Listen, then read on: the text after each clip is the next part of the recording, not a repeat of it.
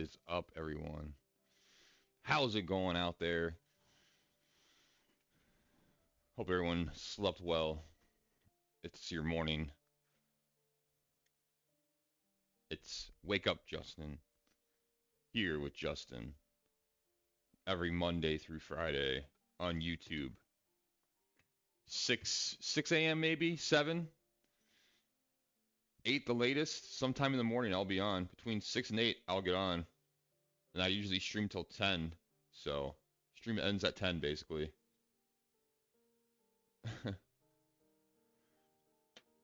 It's a morning. It's a morning show. It's a morning show, and stream ends at 10 in the morning. Obviously, it's basically what it is. It's when I wake up. I wake up, hop in the shower, whatever I gotta do, and then hop on here. And this now becomes the fun part. Now we finally closed up the other restaurant yesterday. This is why I've been busy and really didn't stream too much. Well, I still streamed, but the content wasn't there. I really haven't made a video, and I haven't made a video in a while for my YouTube channel just because of work the last 2 weeks. It's been the end of the restaurant's life, so the last 2 weeks my time was sucked up by that place for the last straight 2 weeks, man. That was hard. Well, it wasn't hard for the fact like it was hard work. It was hard for the fact like, you know, spent 3 years to this, building a restaurant, whatever, and then shuts down.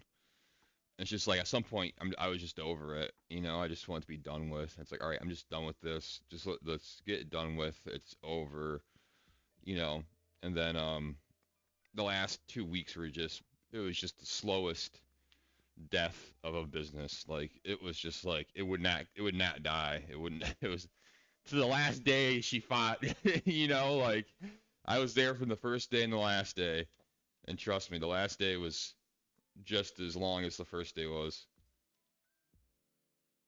or longer, just because of all the emotions and um, everything that went behind it. And it wasn't like the place wasn't gonna do well or not making money. It was just more so just like people like me and the other uh um other buddy, just getting older, and just it's a lot of labor, and just things just sometimes don't happen to work out, but I don't look I don't look at the failure, I don't look at the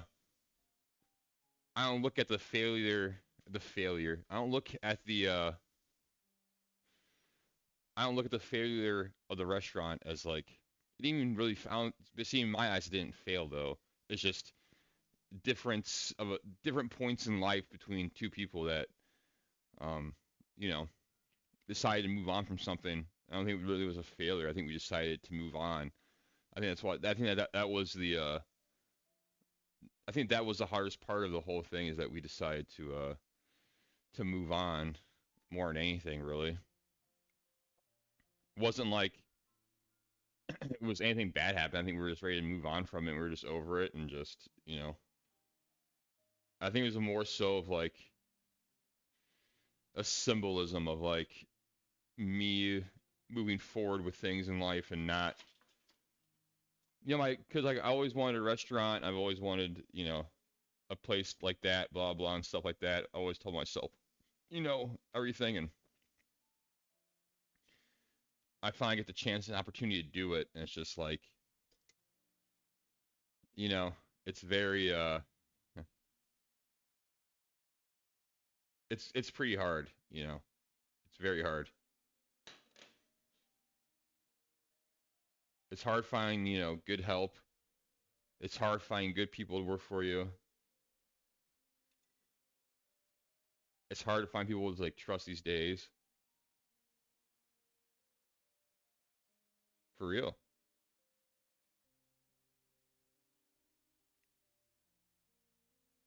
I work with young kids too. These young kids these days are something different, man.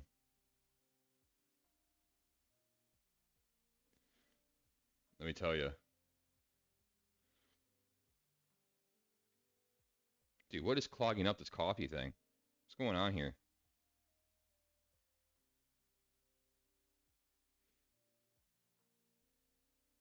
Did I do something I don't know about?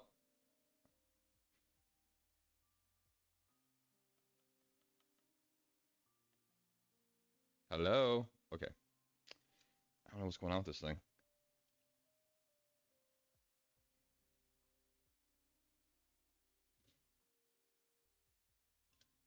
How did coffee get into the fucking...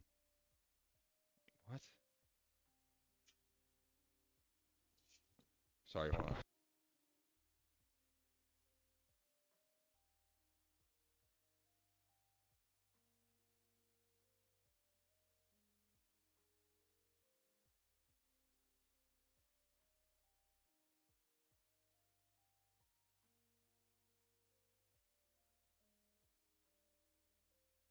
No, I'm trying to make coffee before stream, and it's like, I don't know what just happened, but like, I usually do like pour over coffee. So I have like 1 cup in the morning.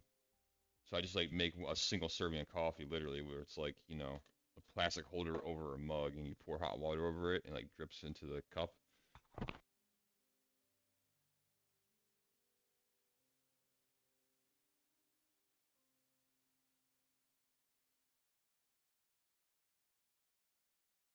For some reason, did not want to work just recently. I don't know what that was about.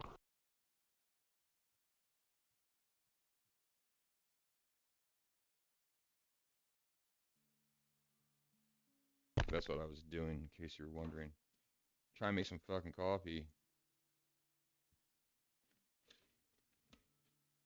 Trying to make some coffee, man. There we go. There we go.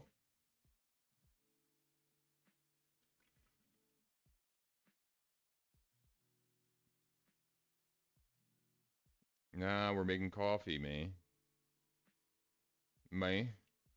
Yo, that monologue I did yesterday, I went through and watched the video from yesterday in the morning session I did. Yo, that monologue in the morning, yesterday morning that I did was killer, bro.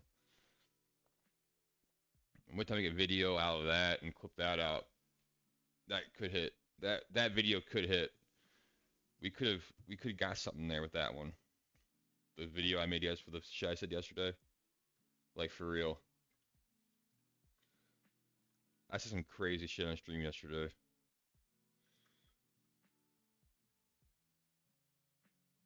I had a crazy thought today or last night, and I should have wrote it down. Oh, that's why I wanted to expand on more.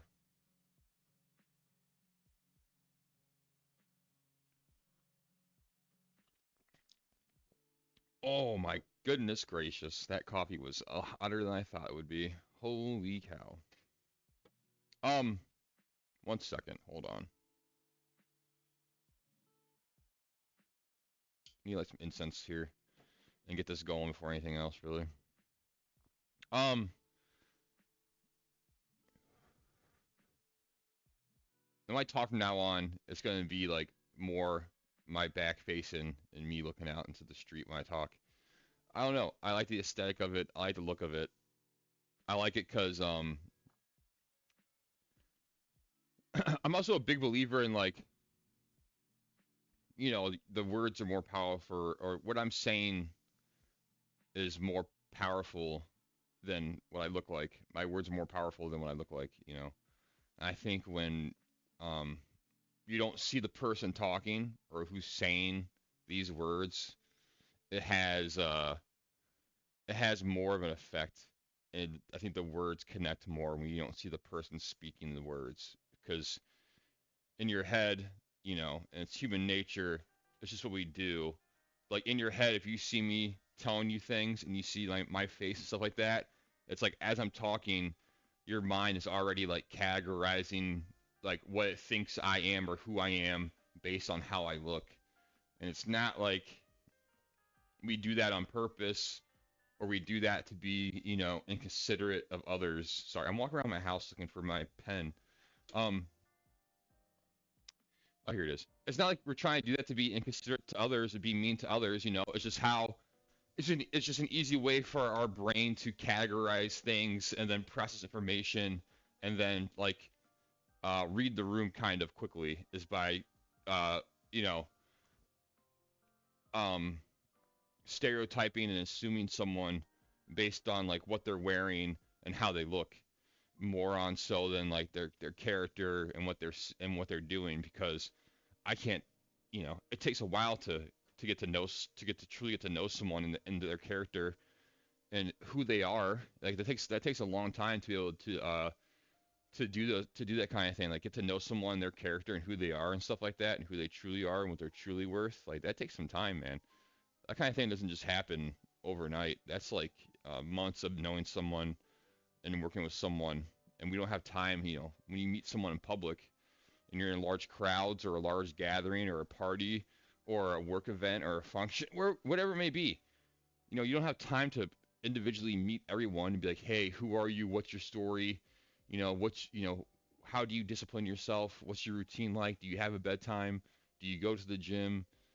Um, do you eat healthy? Do you drink? Do you smoke? All those things. Like, who has time to ask people all those questions when they first meet them to fully understand who they are? Or in your head, are you going to categorize and prejudge people based on their appearance? What are you going to do?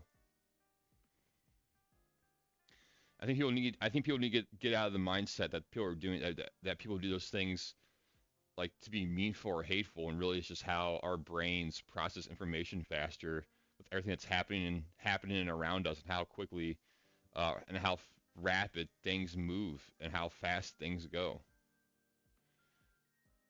Especially if the perception of reality is being altered or misconstrued with. And everyone's perception of what really is going on isn't real, so they're altering and whatever reality itself, which could speed up the timeline, slow down the timeline, and do whatever they want to do with it, or what they think they're doing with it. They're not really doing anything.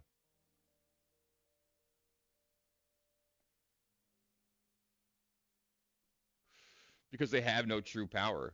No one has any true power. No one. There isn't. No one has any true power in this world. You can't.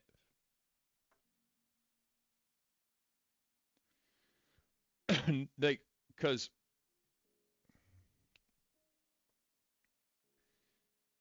no one. It's all just for show. Everything's just for show. It's all for show. Everything.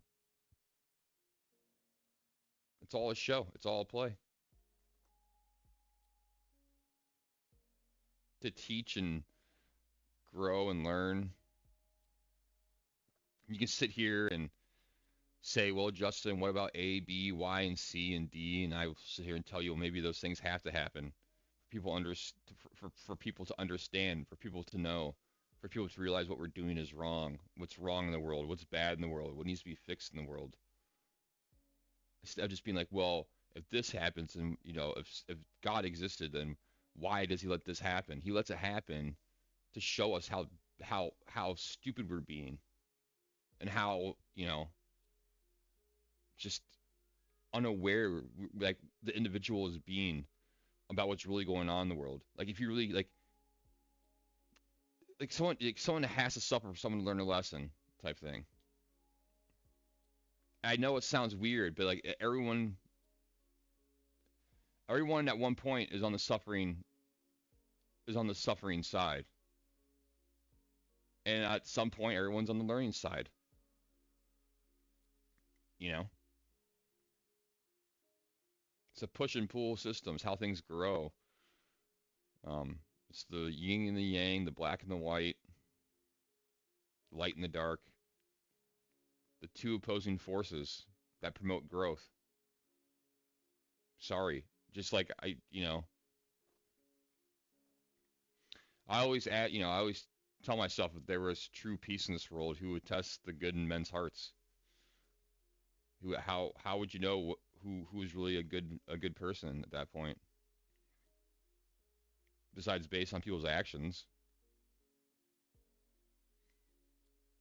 So I would say for like a world based around peace, love, prosperity, you know, good, good tidings and brings, all those things, um, you would need a society that is run off actions and the judgment of people's character and all those things for society to run properly, to test the goodness in men's hearts. Is you would have to um, switch the way of thinking and switch,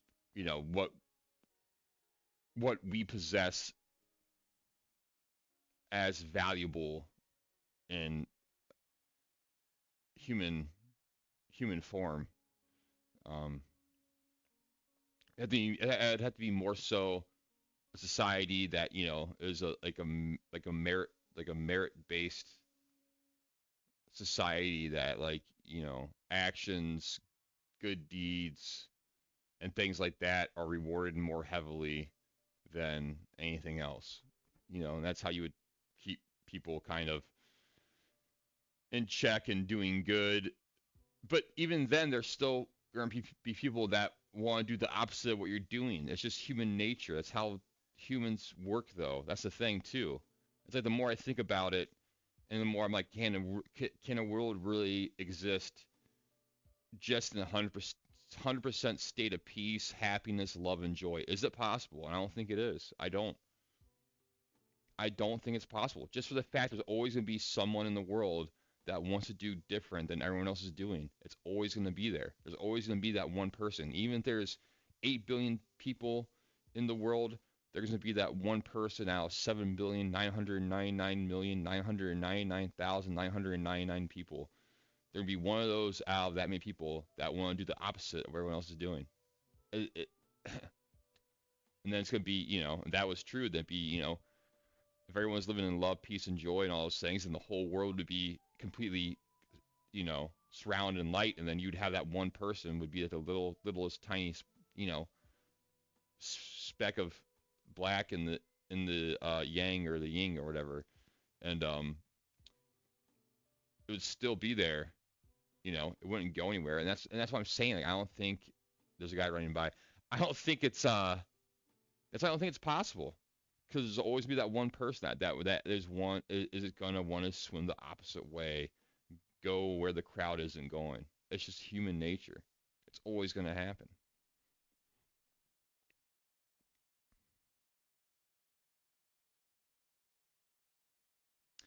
I mean, hmm, I don't know though, because it's like if you taught if you taught like the true history of the world and what's really going on in the world and how it works, stuff like that, people's minds and attitudes might also change though to stay in line with everything. Or we would just like know the truth, adapt it, and then like I don't know. I don't know how that would work actually. The more I think about it, it's an interesting thought though. Think about it really is like it's um it is it's a question. People always say they want certain things, but then they never ask themselves, you know, are those certain things really feasible in this life? Like I said, is it really possible to have a world full of peace? People say they want peace, but no one ever asks themselves, is it possible to have a world full of peace? Can it really be done? I mean, really think about it. Can it really be done? Cause I'll make an argument that there's always be one person in the crowd that wants to do the opposite of what everyone's doing. And then to tell someone they shouldn't do the opposite of what everyone else is doing, then you're like almost being like a conformant, like you're like making that person conform and not, I don't know, and then you're strifing on their. It's a very touchy subject for that fact. It's like, well, then at what point are you just like make people conform and be a certain way, and that's at that point it'd be like a camp, which no one wants a prison camp where you have to be a certain way. or you're gonna die. Like no one wants that. So you know, people say, as I said, people say they want things and never ask themselves, is it really truly possible to have those things? People are so used to be like, I want, because they can get whatever they want. Usually, if people complain enough, cause enough problems and scenes, and are pestering and begging, and they usually get their way. You know, like most people don't uh, go against it. They usually give people their way. So people always say, I want this, I want that, but no one asks themselves, can I truly have this or that? You know, or how do I get this or that? They look for other people to do it for them, or they have their parents do it for them, or whoever it may be, or whatever it may be. So, um, that's my take on all that. I don't know even start that conversation off in the first place to begin with, really. I don't even know. But and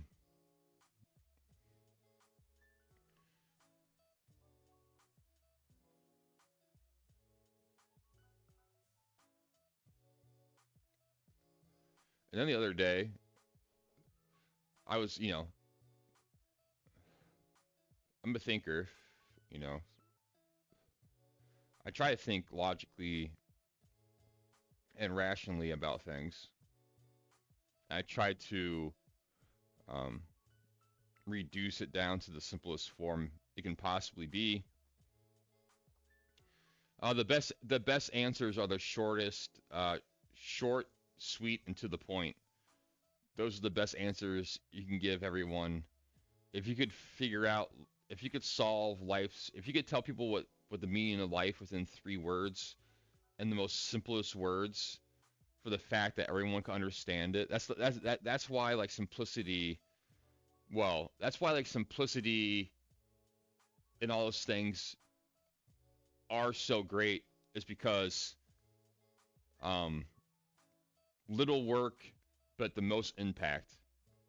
You know, if you could describe life, if you could tell everyone life's secret in 3 words only, and they're like the 3 shortest words possible, so everyone understands it from the oldest to the youngest, because that's how simple it is. It has way more of an impact than if I make a sonnet that's 3 pages long, full of dialogue and old English no one knows about.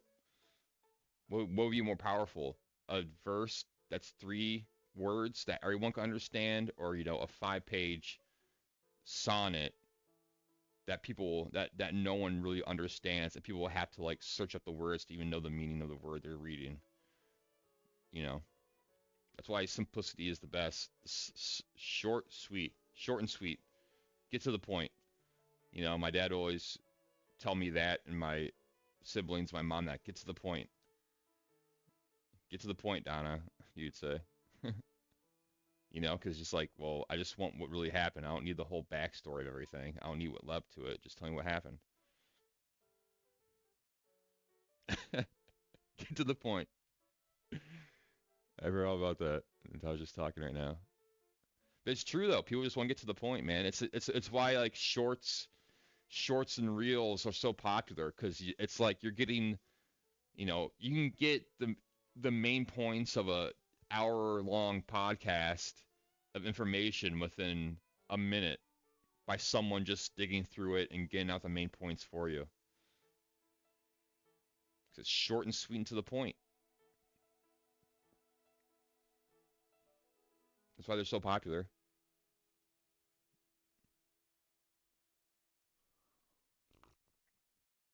I will say, I think brain rot is a really good term. I think whoever coined that term and came up with that analogy, brain rot, fucking, you're onto something, man.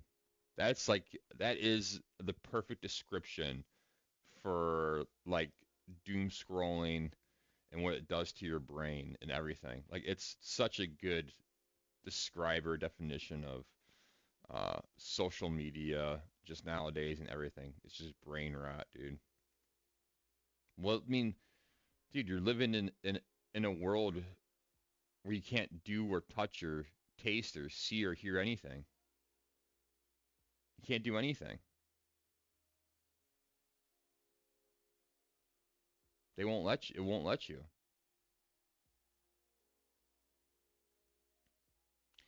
Because at some point, it's like, um, I mean, how free can you truly be before you're on someone's private property and they call the cops and you get arrested for trespassing? You know, type shit. And that's just like one analogy. You know, you can't truly do what you really want. There's, um, so there is a cap to what you can do. Like I can't just pitch a tent in my front yard and start building bonfires out front of my house and camping my front yard every night. I would want to, but I couldn't. The city would not let me build fires in my front yard of my house. There's no way. They'd be like, no, you can't do that within the city limits. Now I get fined for it.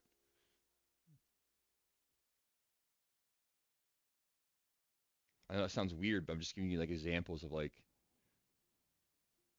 I'm not saying I want to pitch a tent in my front yard and build a campfire out front of my house and sleep out there. I'm just saying like that's an example of how like you can't just do certain things in life and how like this life experience now in this world is is a rushed experience where you don't really get to experience anything. They just show it to you.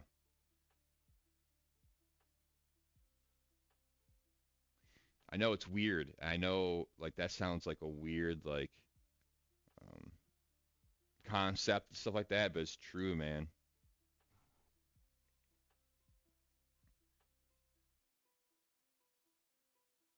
No one's really living. Everyone's surviving. That's the difference. Everyone's surviving. No one's living.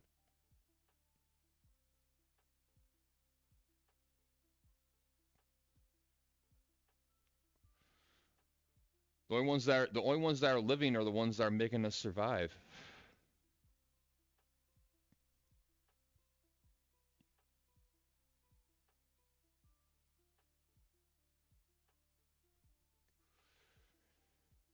But I also not try to get sucked in that mindset either, because that's also a dangerous mindset to get sucked into.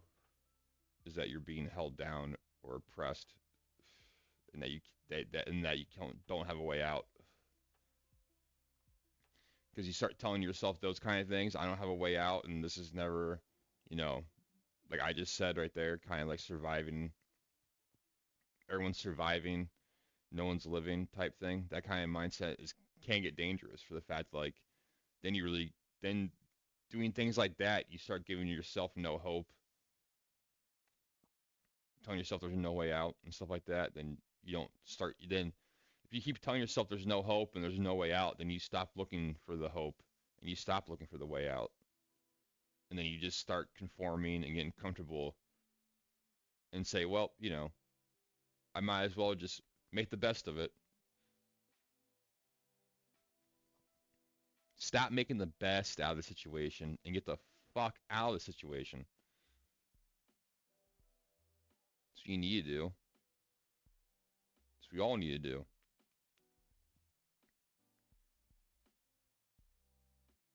It's crazy to me how people don't realize they keep everyone busy fighting with each other while they just move around and do whatever hell they want. It's so stupid, bro. That no one else sees this. Everyone's being played. Everyone's being psyoped. Both sides, straight, gay, bi, trans, all of them. Doesn't matter who you are. Everyone's being played and psyoped. Everyone is. You don't even see it. It's crazy, dude. It's wild. And no one even knows, dude. They're all being played. All of them. Everyone's being played.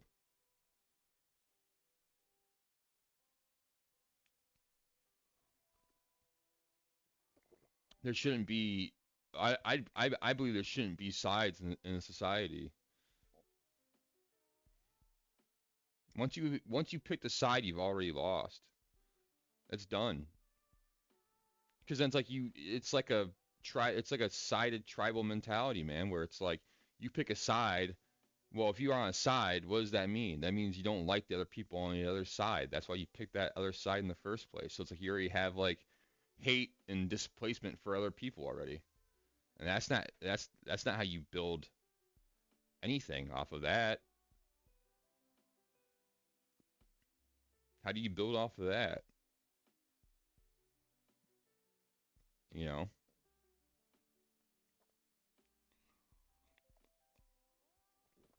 I think there's a way for everyone. I do think there's a way for everyone to exist and to coexist. It's just no one, everyone's so emotional and like no one's allowed to talk about how they feel or like say much of anything these days. So it's like I don't think it's the fact that people are frustrated with what's going on or people are upset with what's going on. I think it's more so people are frustrated and upset with the fact that um, people can't speak their opinion about it, and they're being like, this is the way it is now. You have no say, you have no nothing. This is just how it is. But it's like, dude, like, I'm sure people are pretty reasonable these days. They just want to be heard and listened to. It's not like they're asking a lot. You know what I mean? Like, they just want to be heard and listened to. That's it. And most people won't even do that nowadays. They don't want to hear the other side or even listen to the other side. Period.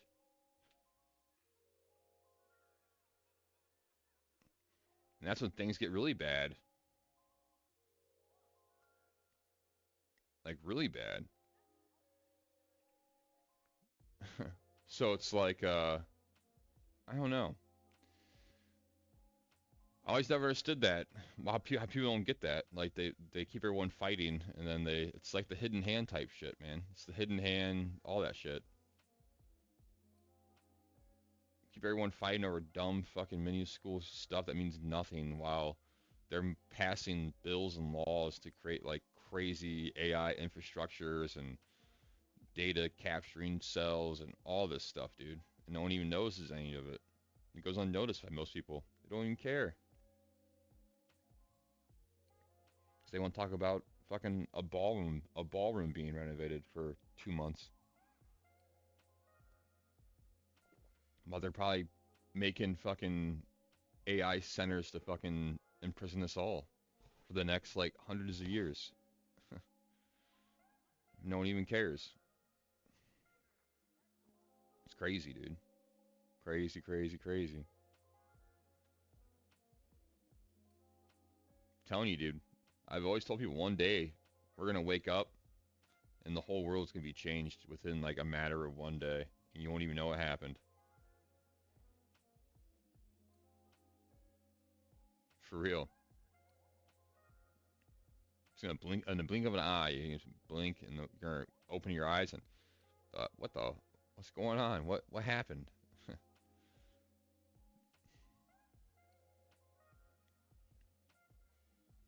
They're playing the longest game. Like they are. Like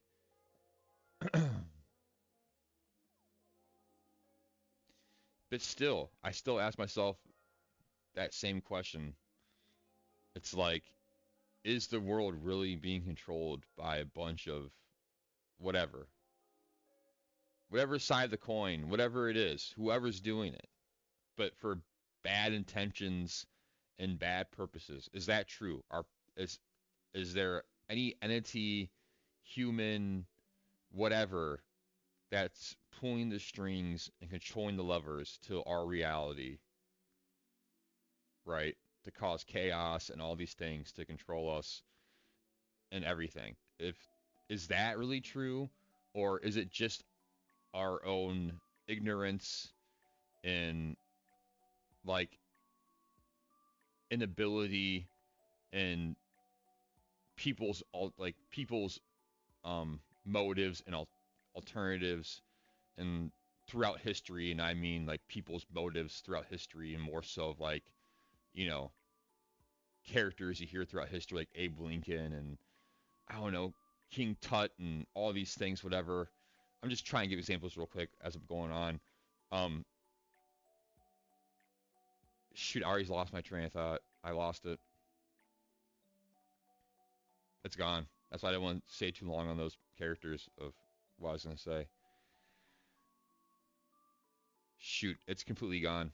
That thought is out of here. I was talking about, um, fuck. I was talking about,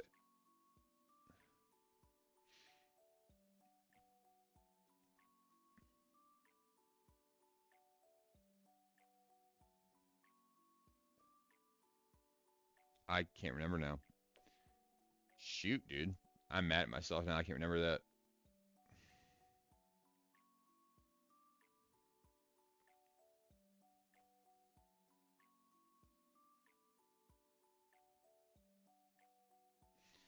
Oh yeah, I was talking about how, you know, people throughout the world like King Tut, Abe Lincoln, their motives, um, and whatever, also affected the outcome of where we're at now too.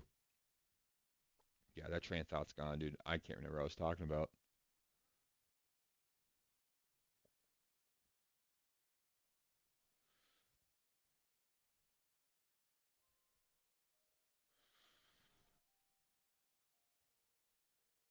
That sucks.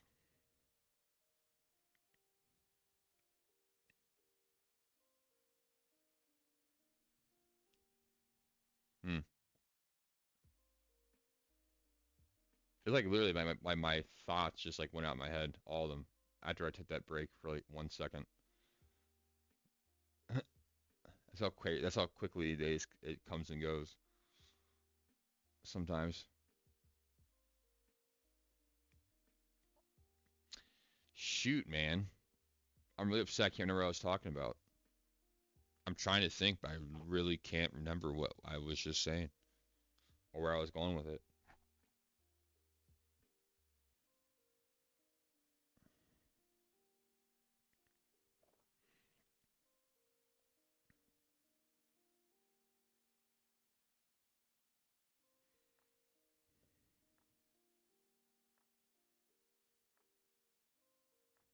Damn, dude. I really can't remember. It wasn't about peace. It wasn't about like building a world on peace. It wasn't about like what I was talking about beforehand. So I was like talking about how people's motives and whatever also shaped the world type thing. But I can't remember anything past that. So I don't know, man.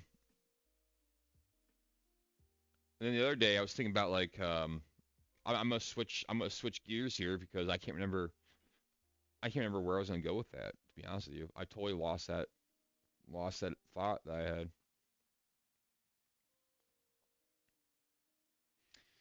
But the other day I was thinking to myself like, um, you know, so like I was saying the other day, you know, a flat surface,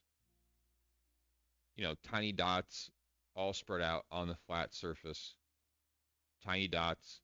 Each dot is a human, right? And then the soul, whatever, electrifies the dot and then makes it spin up, kind of like a vortex swirl, and like that's your life's like pattern spinning upwards, kind of to the heavens, right? And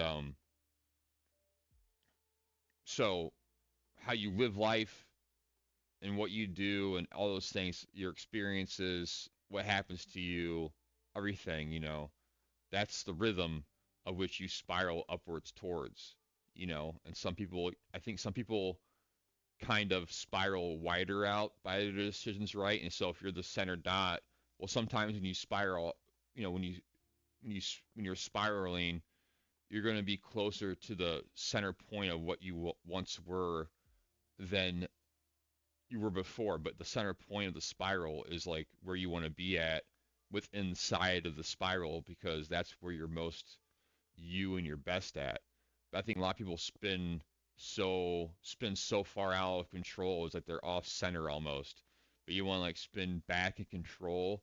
So when you're spinning like tight and like straight up in the air, like a really tight, like almost like corkscrew, I want to say, kind of.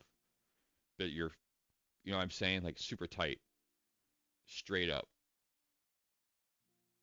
So you're close to your center version, your original self, when you go up and you're done with.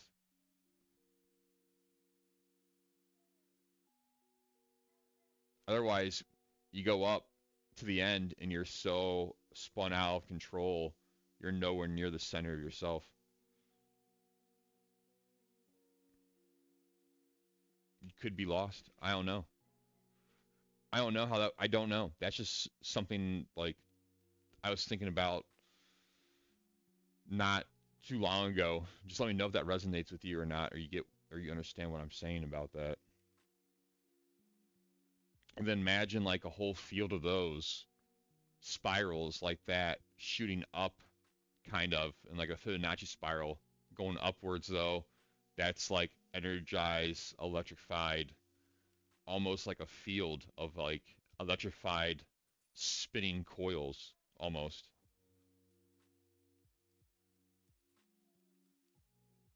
That's why I believe like movie The Matrix, whatever, is a good movie. It's referenced a lot and everything, and I get why. But I also think too, like people over like there's very many interpretations of that movie because it fits so many things. But I also believe too, like people in Hollywood and celebrities and all these people, whatever, they go different. They live a way different life than the normal person who works a 9 to 5 job at whatever, like at a restaurant, at an office building, a hairstylist, whatever.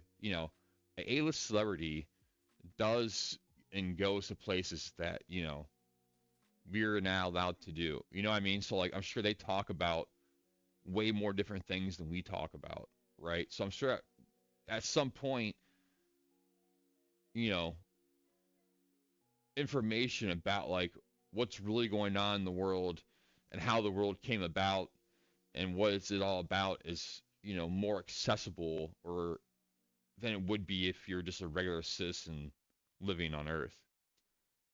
You know, the opportunity would be greater to get higher knowledge or to access certain things than if I was just a McDonald's drive-through worker. If I was an A-list celebrity, my access would be higher than if I was a McDonald's drive-through worker.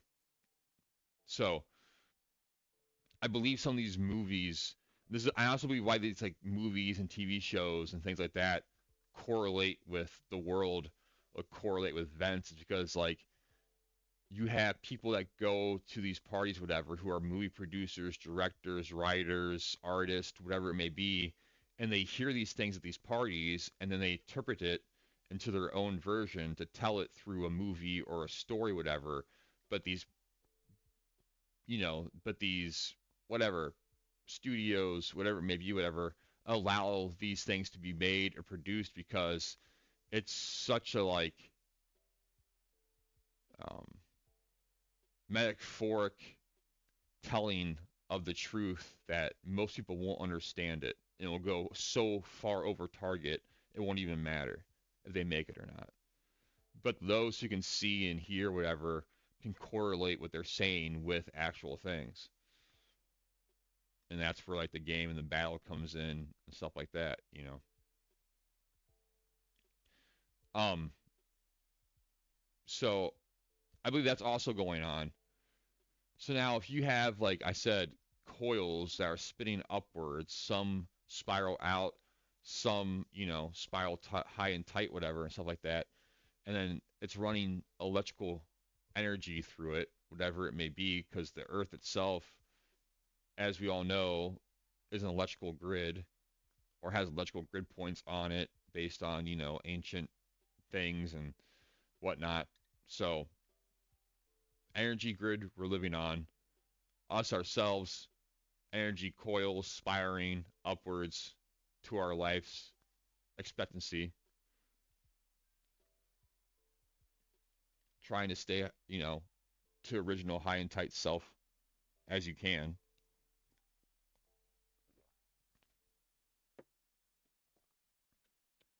And then while that's going on, you have certain things in this world that are stimulants and control you. That's why you shouldn't let things control you, because then you're going to spiral out of control. And when you get to the end of the spiral, you're going to be so far out of your center, you're going to be lost.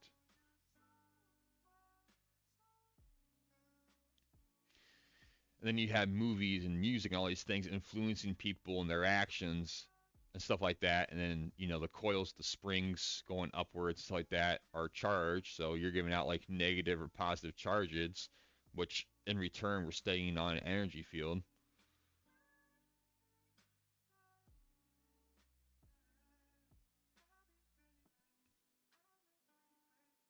But the point would be like,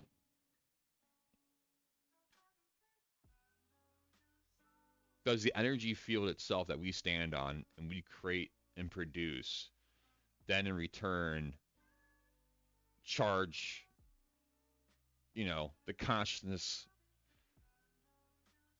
Does the earth energy field and the human coils that spring upwards towards heaven, are we charging the human consciousness that runs this? That's the question.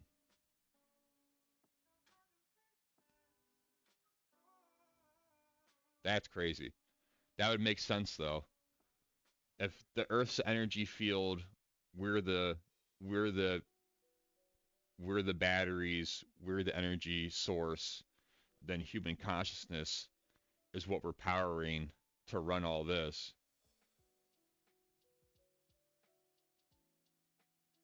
That would kind of make sense. Because then this would be like a self-governing system.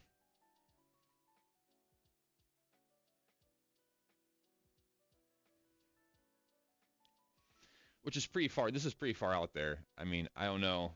You can take this out as you want. I'm just I'm just thinking out loud, That's all. I'm just thinking out loud. But the Earth's energy field, we're the coils, the batteries that charge the energy field. And then the Earth's energy frequency, vibration, whatever, then controls the consciousness above us. So like we're sending out a vibration or a signal to something that in return sends something back down to us.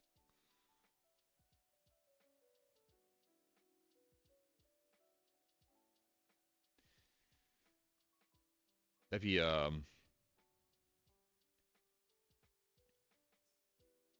so then you put that into play of like, is there people controlling reality then? If this is like an energy field that controls and energizes the human and consciousness above us, then is the energy field and grid of Earth being altered with and played with by people to control human consciousness itself? That's, you know, that's where I'm at in life.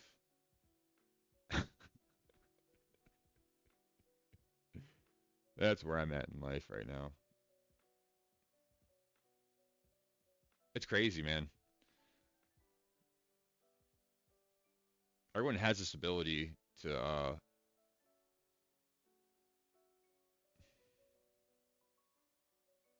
I don't know. I feel like I could almost rip through the veil.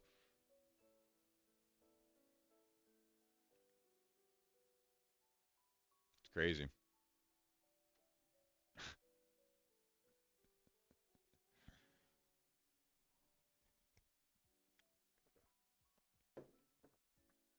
Um, but yeah. So, so then, I'm just thinking about, I'm just running things through my head. Um, it's like that's true, and this is Earth's the energy grid.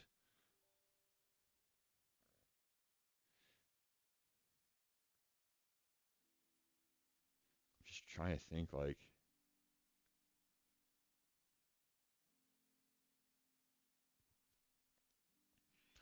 because that's just like one aspect of it. Because it's like then it's like, okay, if that's true, well then That means Earth is also emitting its own frequency out into the universe. Does that mean other planets also have other frequencies, coming towards us? I'm gonna search up. Do other planets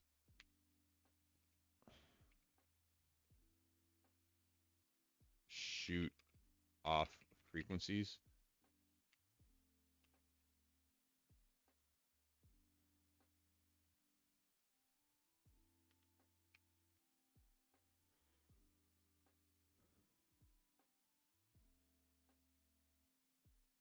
Oh,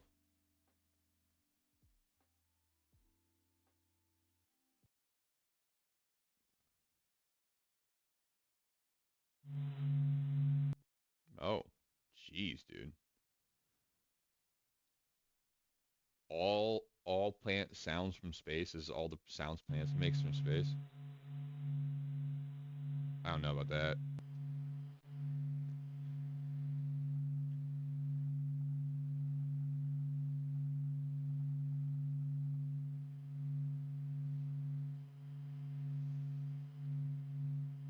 Our universe is not silent. Although space is a vacuum, does that mean there is sound does exist in space in the form of electromagnetic vibrations? NASA records all planet sounds from space with help of spacecrafts in the form of electromagnetic vibration and converted in the audio range of human ear, 20 to 220,000. Interesting.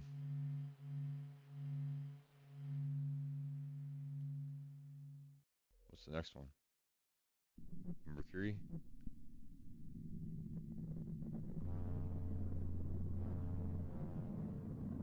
Ooh.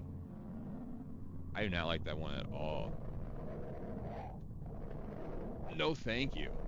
I do not like that one bit. That sounds awful. Get out of here, Mercury.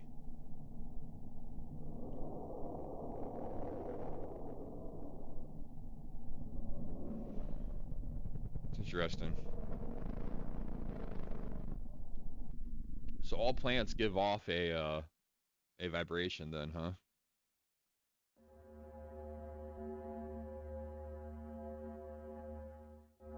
That one sounds weird. I don't know. Oh, this is Earth? Oh, this is Earth. I bet you Earth is crazy.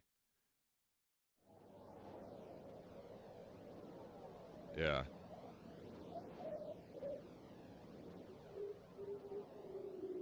I like that one.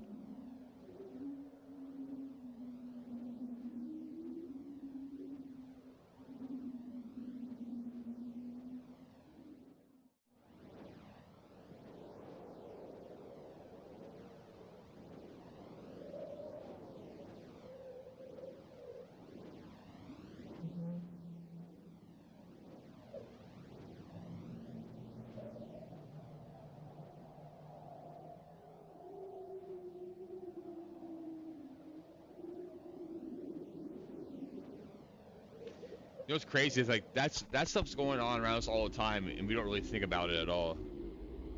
That there's just crafts like that flying around the Earth, and we never really think about it at all. Well, one, we can't see them because of all the light pollution, and two, no one is really thinking to themselves, you know,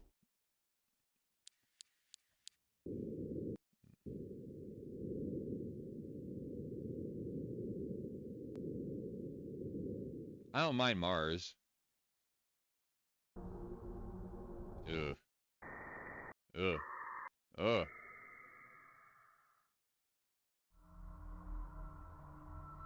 ugh. Ooh,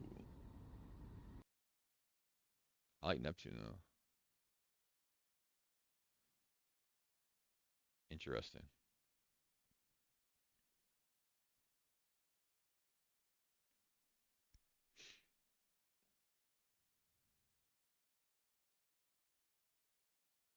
Dude, how do they know I was talking about Abe Lincoln? Isn't that crazy? See what I'm talking about though? Like I literally log into YouTube and it's Abraham Lincoln have knowledge of a pre-Columbian advanced society in America?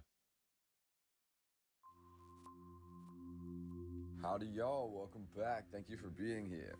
Today, with the first snow of the season, having just landed in Illinois, I thought there was no time like the present to share with you a rather obscure history revolving around the former capital city of this mysterious Midwestern landscape. Today, to the untrained mind, the first city that often comes to mind when discussing Illinois is Chicago, which is not the capital of Illinois, but it is the largest city. Springfield, Illinois actually claims the title of capital city, which it was awarded in 1839. However, Springfield is actually the third capital of Illinois, and we are going to dive into the history of the previous two. But first, listen to these throwaway facts in the narrative regarding Springfield. If you're familiar with my other research regarding the pre-Civil War United States, this will be even more eye-opening for you.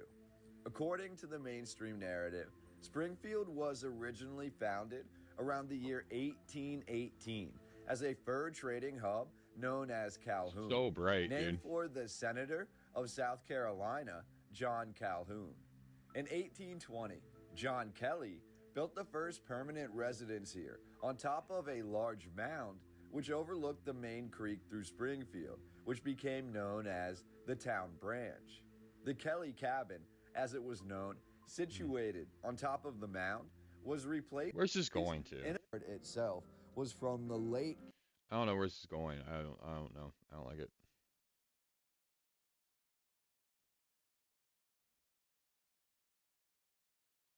I think people have a hard time accepting that this reality, this bandwidth we're living in on Earth, is balanced between the higher realms and the lower realms. And by nature of higher realms, you don't interfere. You let people get on with it and help if it's requested or if it's needed. The lower realms don't have those same virtues that they live by. They're intrusive, invasive, and usurious. And they're coming into our reality all the time. So now I think it's a good time to start explaining to people, and you did a beautiful job of it in your new book, what the archonic realm, as it's called, is, how these really lower consciousness beings interface with our reality. They may be powerful, but still lower consciousness. Well, to really get it to its foundation level, in my view, in my research over, 30 years, you've got to get out of the realm of form. Form is the place where consciousness has a vehicle to experience particular bands of frequency. This is why we have this whole concept through the ages to present day of possession. What is possession? It's another consciousness taking over the perceptual processes of another form. This is what happens. And of course, you know, if you look at possession in its really extreme level, where people's faces are actually changing, then what is happening is the possessing consciousness is in. All right, David Ickel.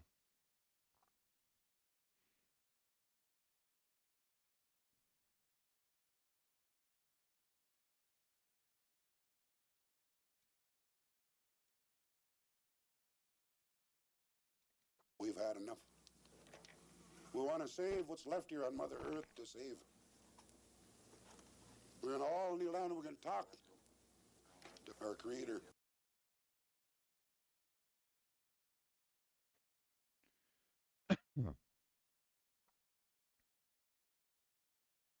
The Hopi prophecy. The film was created at the invitation of Thomas Banyanka with permission from the traditional spiritual elders of the nation. The film's primary purpose was to share the Hopi prophecy and the Hopi people's concerns for the environment with leaders of the United Nations and the world.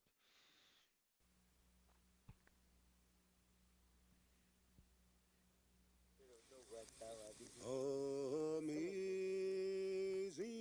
grace, how sweet that sound.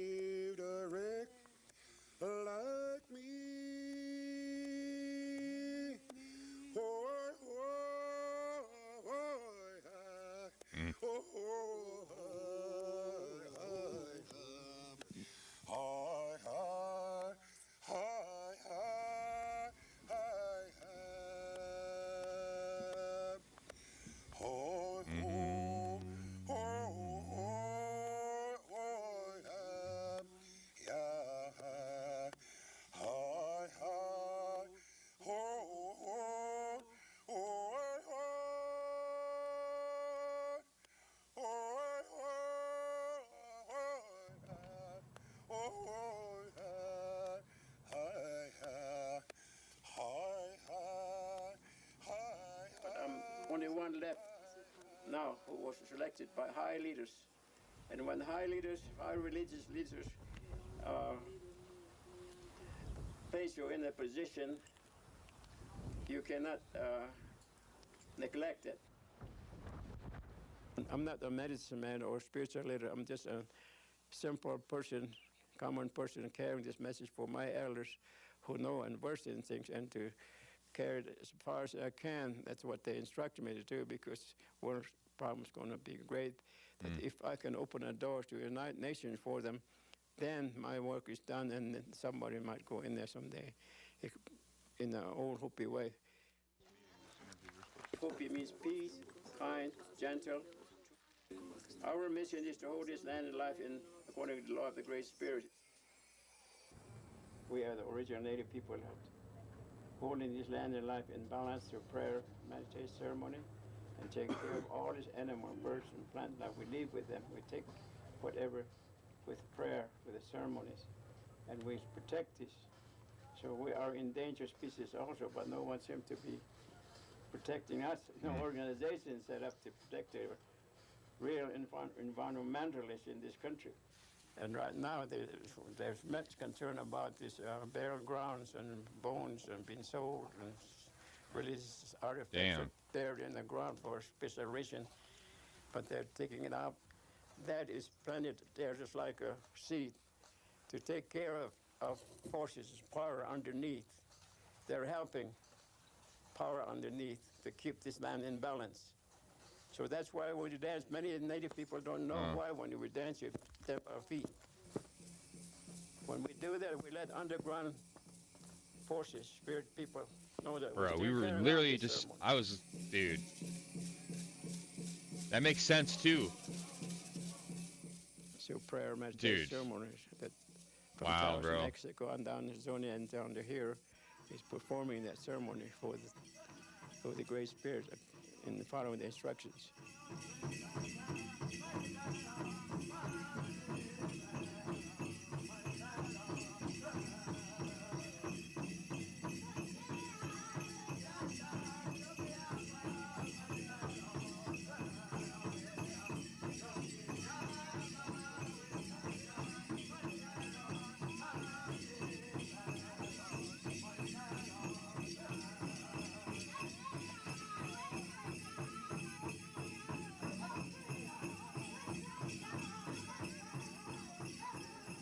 I'm trying every way to bring this message to the world for the elders, here, Hopi and other pueblos, and to keep this land and life in balance here in Four Corners area at least, because from this point on, they keep this land in balance around the world.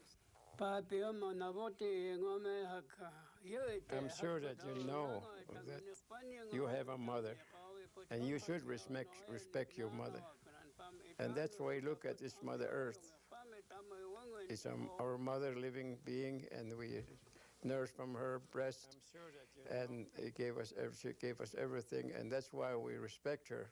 We cannot sell our Mother Earth to anybody, because she's our mother, living being. So now, we say that this Mother Earth is a living being. If it was dead, nothing will grow on it. But we came from there. Everything came from that. Yeah, man, they're keeping the mother to feed us. They're keeping the balance of the Earth, because it's the energy grid. It's a powerful being.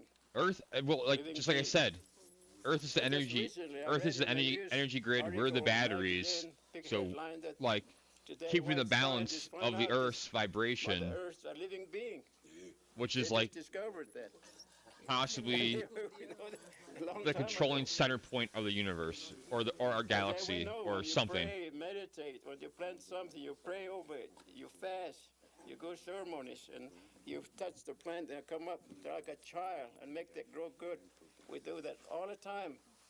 We did find out too that the white people finally discovered that when you play music for that plant or sing a song or something, pray for that grow real good.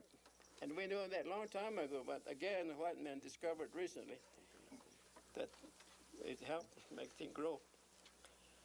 So these are some of the things we found out across the country. So many things that I've realized that we need to get together like this. We need to share this thing, not only Native people, but all other culture, Weird. religion, and nations coming together, because now the world is in really So at some point we which ditched. I hope you say it would be.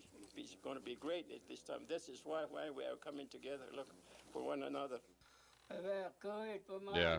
This land is a spiritual center. No one should take any mineral resources out yet without permission from the elders. But somehow the tribal council, without knowledge from their religious leaders, traditional people, they gave permit to Peabody Coal Company go up in Black Mesa and start trip mining. And they really rip up that area.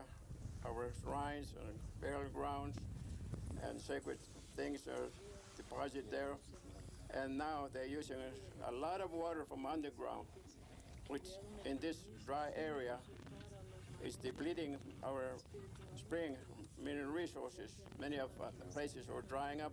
Interesting. And that also So it's like the moisture lower and lower in the ground, and that moisture is supposed to have some connection with the rain, and it won't rain, and creating more sicknesses, blindness, cancers. All this is developing. So there was a reason for the traditionals trying to stop that at the very beginning, back in 1966, but the government and the council don't listen, and they're still digging that coal up. They call this a national sacrifice area. They don't care what happened to the native people. They want to just get rid of us so they can go after mineral resources, the big companies. And I'm sure that they're the ones all ripping up their forest, rainforest down there. The same thing goes on all over, which I hope you knew will happen, not only here, but around the world.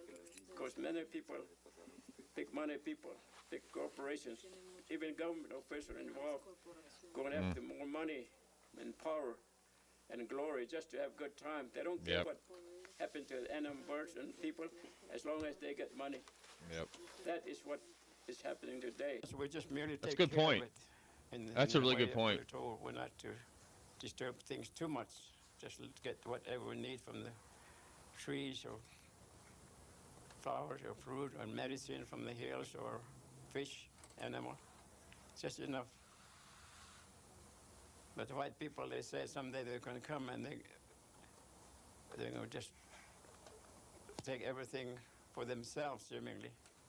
And as you mentioned about David Mananga, I used to take him around a lot. He's about close to 90 years old man then, he passed on. But he always say that, I guess the white people like that. They put that word on the crackerjack. When you pick up crackerjack, there's a word in there, the more you eat, the more you want. Seems like they're like that people. They never stop eating everything up, you know. My name is Chada Skatum. I'm from Lummi.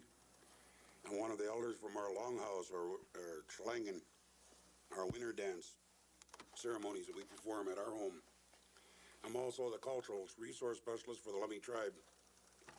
And we're here meeting with our brothers, the Mayan Lock and Domes. My brother, Cece Alk. I'd like to say a few words I can understand in what your elders are talking about. They said our ways was savage. They were cannibals. They were heathens. Because we pray to Mother Earth. Because we go up in the mountain and we fast. The ways of our old people, they said, is no good no more. They want us to walk only in their world. They're cutting down 1,000 acres of our forest a week. Every week they're knocking down 1,000 acres of old growth timber. We've had enough. We want to save what's left here on Mother Earth to save. We're going to all kneel down and we're going to talk to our Creator and ask Him to send down something. Send something down here that's going to make things right with Mother Earth again. We don't have to worry about them blowing up that bomb that's going to destroy Mother Earth. We're going to die in our own waste. Yeah. It's happening already. He's not wrong about that. The air is no good. The water is no good. Yeah. The land is used up. Yep. Without this precious water, nothing can live. Damn. Nothing. and they're destroying it all around us. He's not wrong, man. So I'm thankful that I can be here. Spot on, bro. Mi nombre, yo soy Spot on, dude. Yo vengo de la selva, de la caja. Yeah, he's completely right.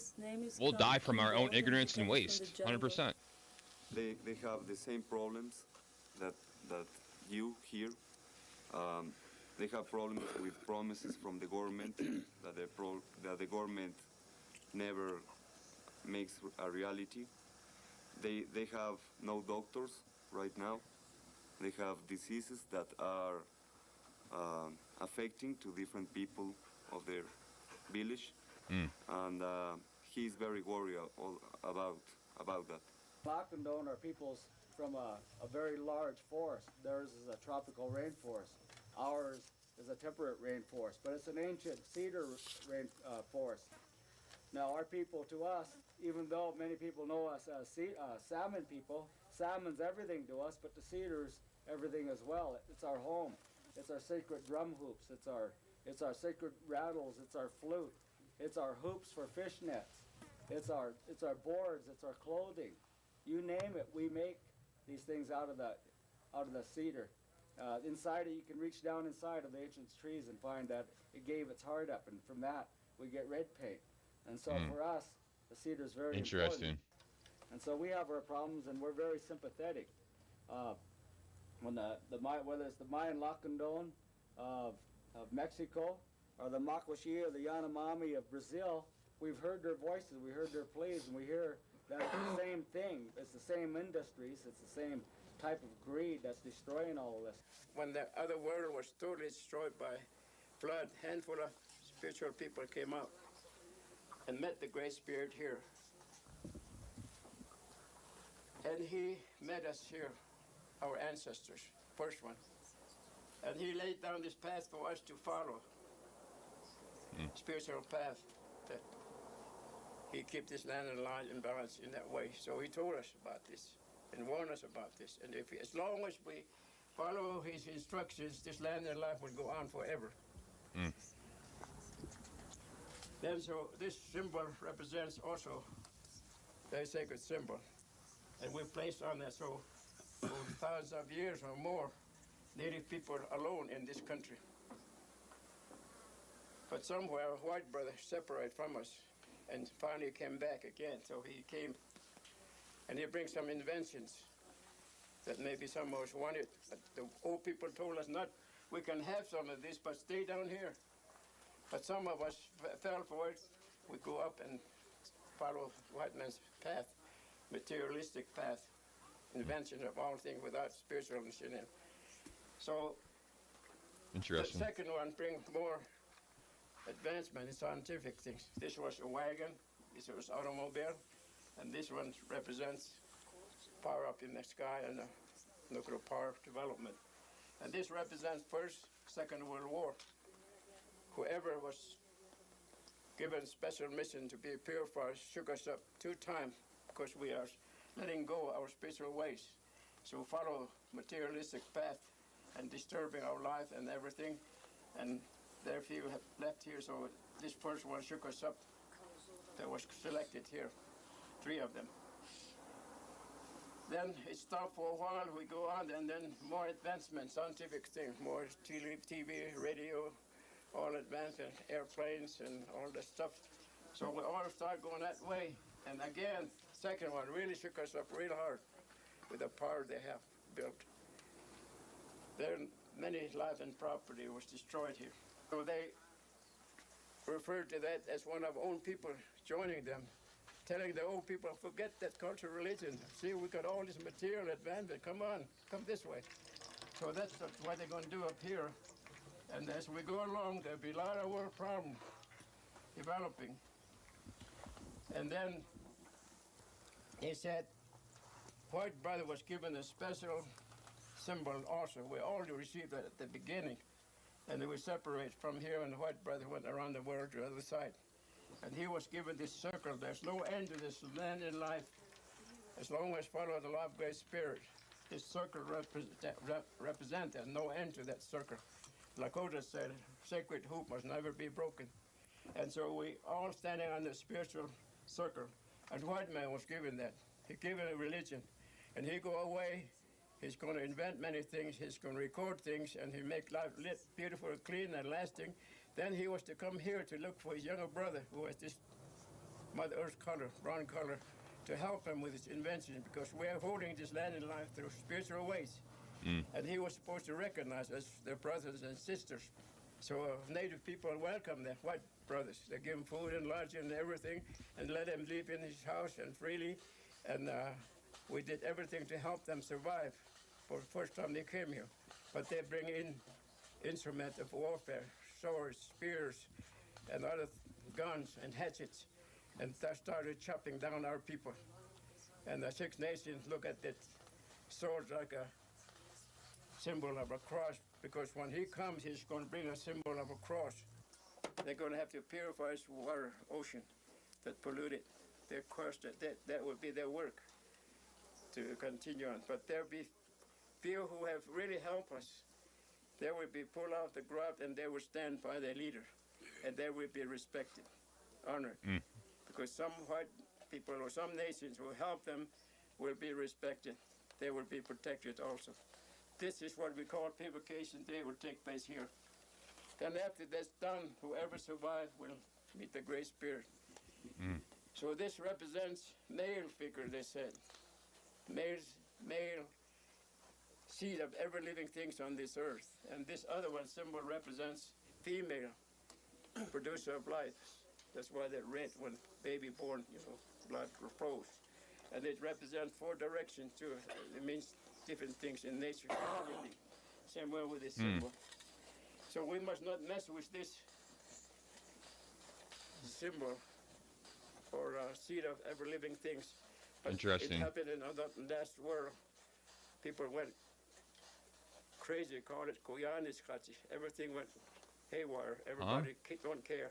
They dance and gamble, and they just use the power against each other. They just have a good time. No one stopped them. And so then Interesting. at the last stages, they start taking all the male and female seed of female and male together and mixing them up and making better flowers, apples, pears, and pretty soon they're going to make babies like that. And they're doing that now, test tube thing. That means that we're getting close to last stages. They shouldn't do that. They said they can succeed in making babies, but those babies, when they grow up, they're going to be hard to handle. They're going to be terrible.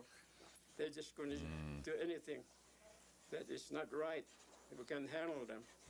So don't go that far or stop that somewhere. Interesting. Then if you have power to get to the moon, don't go up there.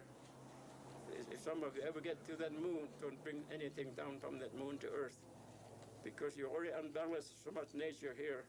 If you bring something from, even small thing from the moon to Earth, you will have more tidal wave, more earthquake, more mountain blowing. Interesting. That's volcanic eruption, more sicknesses you can't cure for a long time. And droughts. Very strong wind and severe winters. All these things we're told that will happen if we do that kind of thing. Yeah, it shouldn't be here. I mean, he's not wrong. That junior black and children said white people want to go up to heaven all the time, and then they go up there real fast. But there's no place for the human being to be up there. It's out here. Now, we messed this up. We better start cleaning up our mess. This is time for that now. Yeah.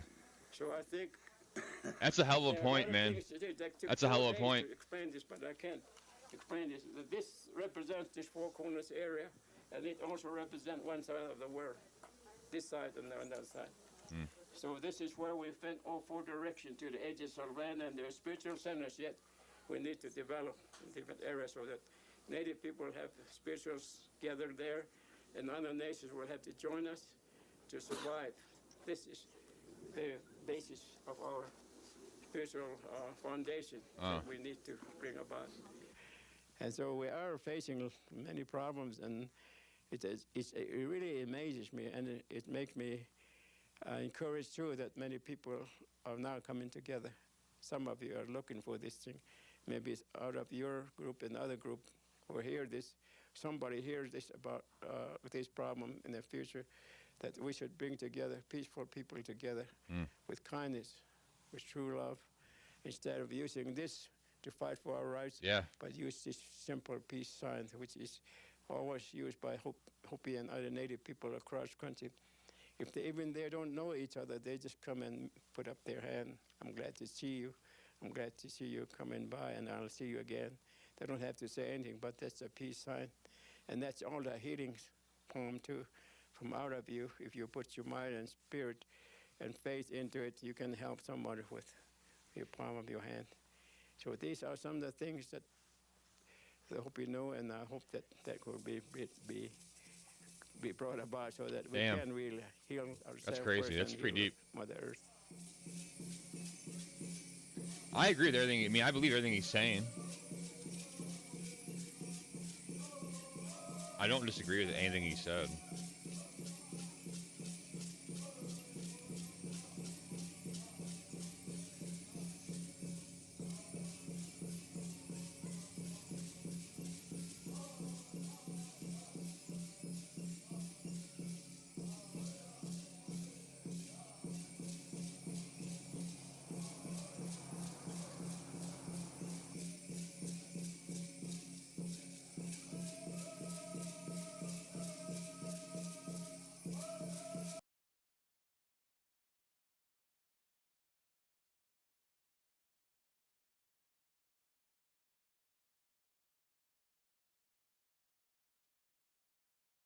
A little about the four worlds. And so in the first world, we began to grow and gain greater awareness and greater intelligence as we progressed. And as we progressed, we became fully aware that the holy people would refer to us constantly as their children. So we became fully aware that we were their offspring. But also there were four other beings of awareness that were in our midst, that were not claimed by the holy people as their children. These beings would eventually become vegetation, insect, birds, and animals. These were also there with us. But we were fully aware of those beings and their presence. But we all grew and gained in awareness as we progressed through the first world. All right, it's almost time for ArcRaiders.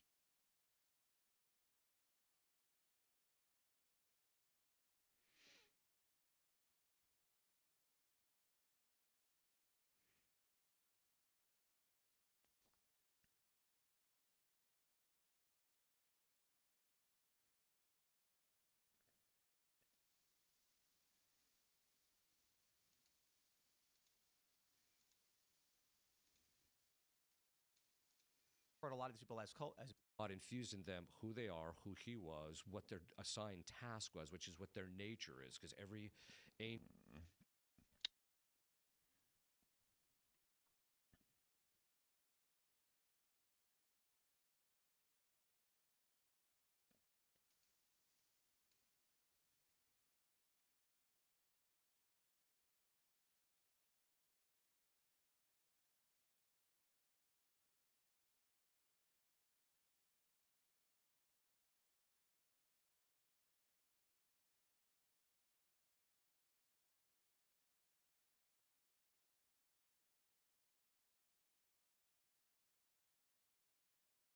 Nu ne-a plăcut lumea.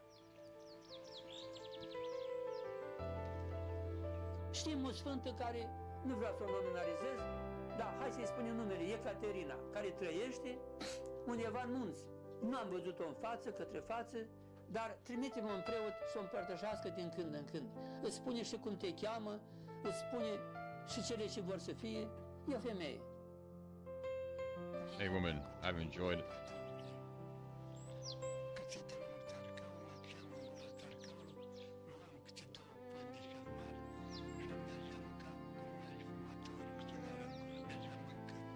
De-a lungul linii. Da. Și sunt sfinți și de azi acolo. România mai are sfinți. Nu ne-a plăcut lumea.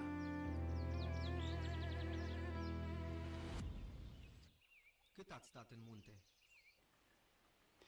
Pensavo 20 de ani. Damn. La 20 de ani am de când stau în locuința asta unde sunt acum acolo. Nu mai impoți și rugăciune? Da, da. Apoi da, dacă ești în mănăstire, trebuie să faci o leg de rânduială, deosebită față de lume. Vă gândiți la oameni, la cei care au nevoie de dumneavoastră? Da, da.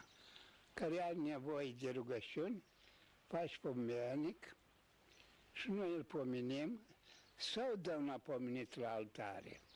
Acum și rugăciunea asta, pomenirea, merge în opție.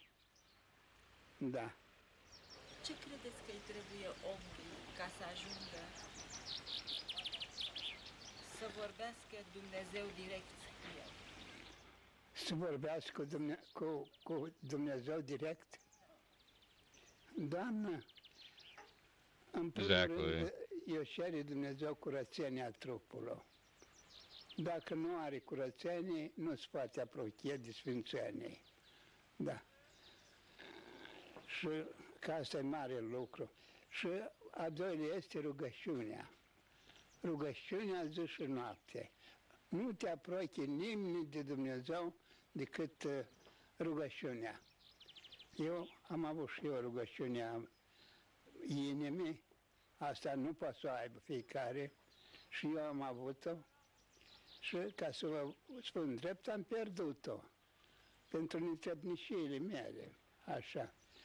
Dar când ești în contact cu Duhul Sfânt, tu nu mai stai așa și îți roagă Duhul Sfânt pentru tine. Dar te rogi cu inima. Da. Ca o moară, dacă ai pus curaua, mai mergi singur de acum aici și fără tine. Yeah, it's Ce-i trebuie unui om pentru ca să vorbească cu Dumnezeu? Ca să ajungi până acolo, e greu, Doamnă, dacă încearcă toată lumea așa ceva.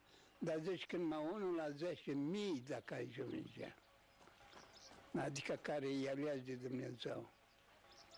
Da. Și mă ta poate ești aleasă, că te îndeamnă cuști acolo la curățirea sufletului. Da. Interesting. Nimeni nu te curți așa de bine decât rugăciunea. Da. Ca cum speli mai ta o rufă, ca să nu miroasă, ca să fie curat, așa rugăciunea își lepuiește sufletul omului. Interesting. Da. Iar în puternicirea rugăciunii, de la Dumnezeu, cum vrea Dumnezeu, așa coboară inima lui. Da. Și cum e coboară Dumnezeu rugăciunea? După smerenia lui. Smerenie și iară smerenie. Yeah. Da. Humility. Yeah, you can't take yourself too seriously. That's the thing. You can't. Întotdeauna urâtă lui Dumnezeu. Vezi, Matale, că Dumnezeu toate le-a făcut, dar are pretenții la om. De ce are pretenții? Fiindcă la nimeni nu a dat și i-a dat omul. Da. O lua ca cum dă o mamă, alăptează un prunc și îi dă viață cu lapte din cheptul ei, așa ne-a dat viață Dumnezeu. Da. Coturnat Duh Sfânt peste om. Și de acum înainte, dacă a turnat Duh Sfânt și l-a făcut pe om să vorbească, să știi, să laude pe Dumnezeu. Noi cu lumea asta nu mai avem treabă, să avem treabă numai cu Dumnezeu. Când a venit cineva la Mântuitor, a întrebat, ce să fac, Doamne, să mă mântuiesc? Și a zis Mântuitorul, păi zici cele 10 porunci. Da, să-i vieși pe Domnul Dumnezeu tău din toată inima ta, din tot cultul, din tot sufletul. Iar aproapele tău, ca însuși pe tine. Dacă tai de aici mă doare, tai de aici mă doare, tai de aici mă doare, să mă doară inima după matale. Ca să, da. Că dacă ar fi durerea asta și dragostea asta între om și om, nu s-ar face atâtea omoruri. Uite, la matale cade, presupun un caz, cade 1.000.000 de lei din buzunar. Eu, dacă te iubesc pe matale, fugă mai repede, duci înapoi și alu altul și uite, Doamne, la mata au căzut, ia te rog, Doamne, fiindcă te iubesc. Dacă nu te iubesc, pun piciorul pe ei. Așa, cu chip că omul e prost, nu știe. Vezi cum se înțeleg lucrurile? Și datoria sfântă avem a nu face rău și a face mai bine cât poți. Da. Deci noi călugări nu avem voie să bagicurim, nu avem voie să înjurăm pe nimeni, nu avem voie nici așa măcar să dai la un copil că el se sperie și tu te faci vinovat înaintea lui Dumnezeu. Da.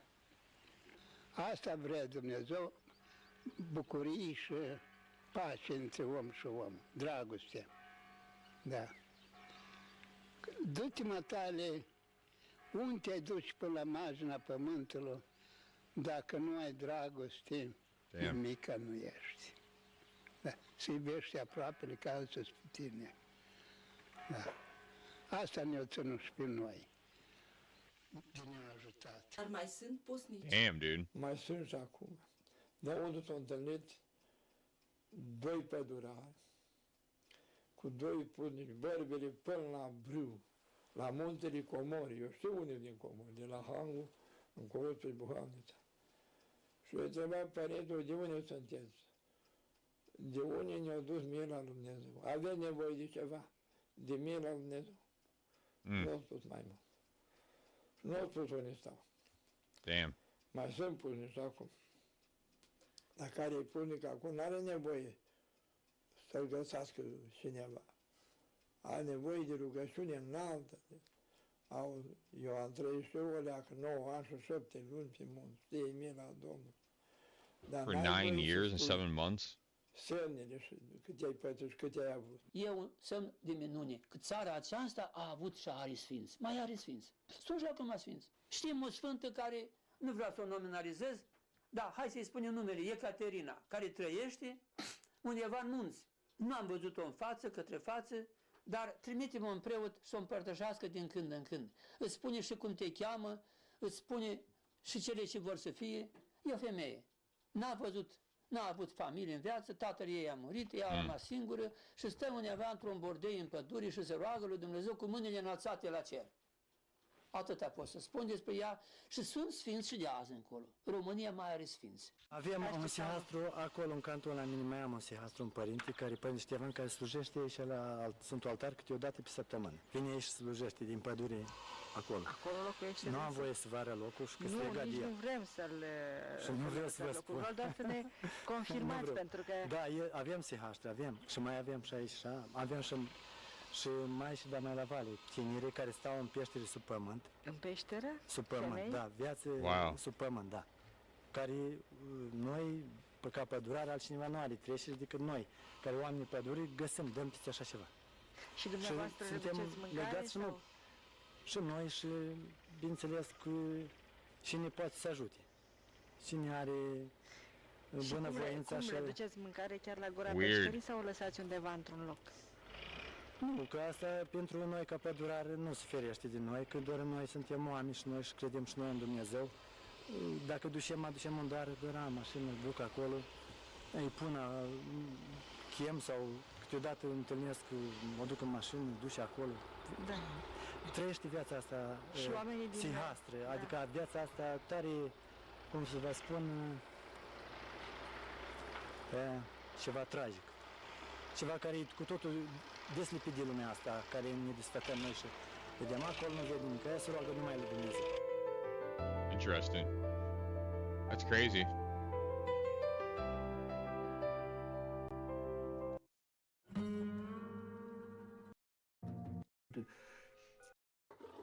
Mon enfance, à cet appel initial.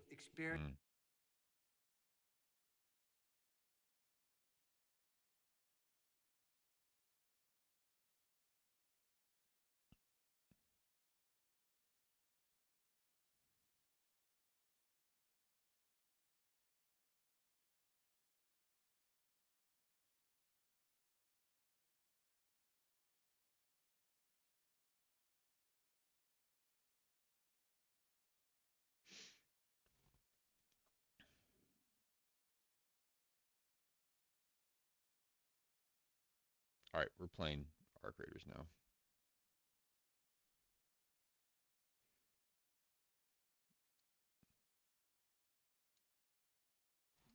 We're on.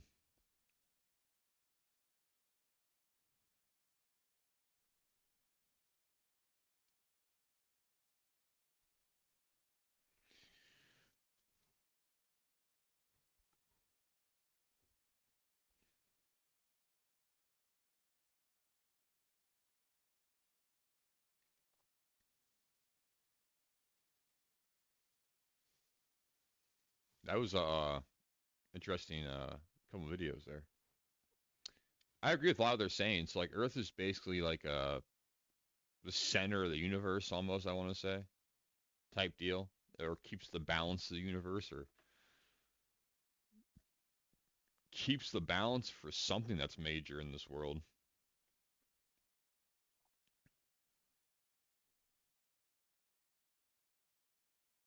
I guess our duty as humans is to like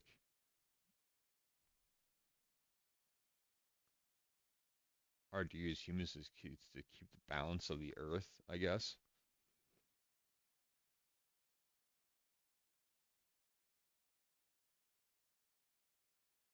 I'm guessing that's what they're saying.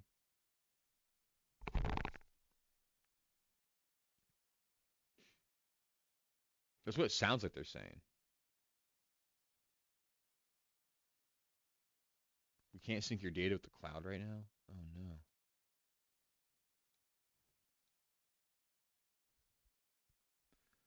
Oh no.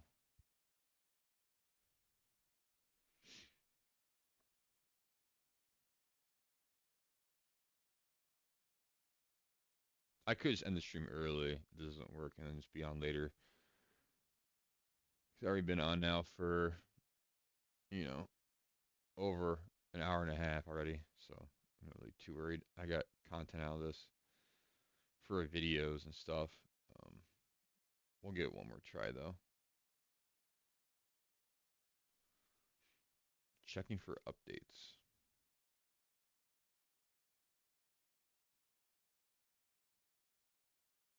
I am online though. What do you mean I need to be online? That's why I don't get what's going on here.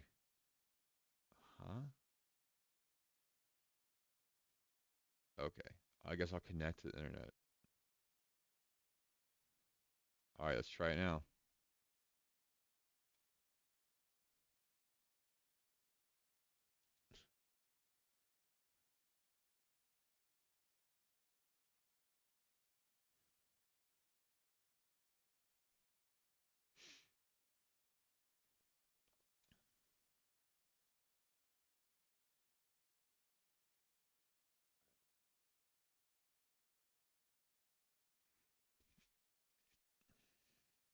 Come on.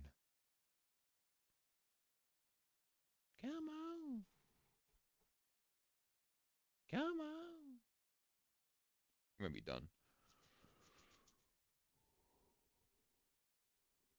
We could be donezo in the benzo on a munzo.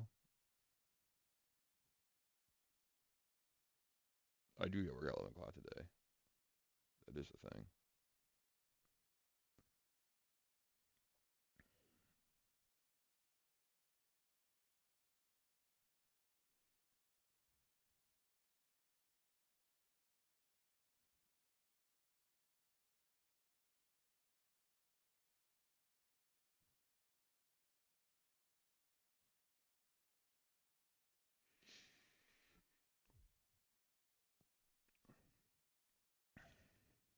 Yeah, I think we might just call it, I think. I'm not sure what's going on with this.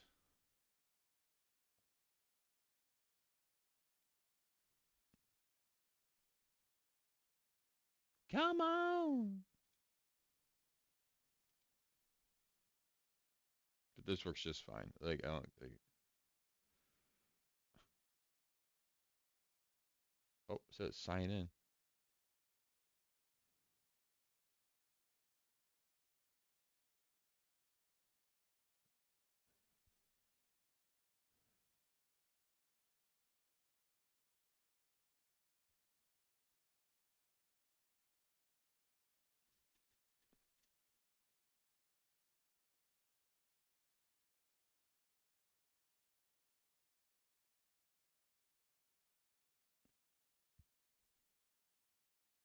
It's not gonna be logging. Crazy.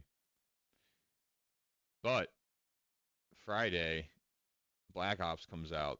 We will be playing more Call of Duty on stream for sure when that gets out. So that's a real thing.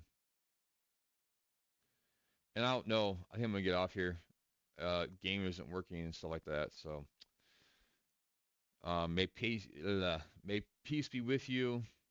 Take care of yourself. Take care of others. I love you. I'll see you next time. Until then, kisses.